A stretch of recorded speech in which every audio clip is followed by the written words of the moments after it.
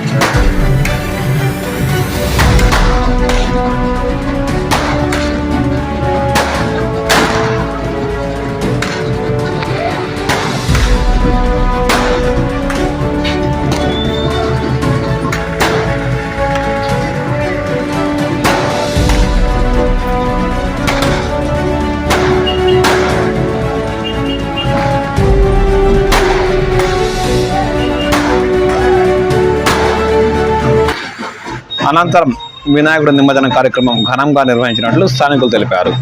ఈ కార్యక్రమంలో యువత, స్థానిక ప్రజలు ఉత్సాహంగా పాల్గొన్నారు.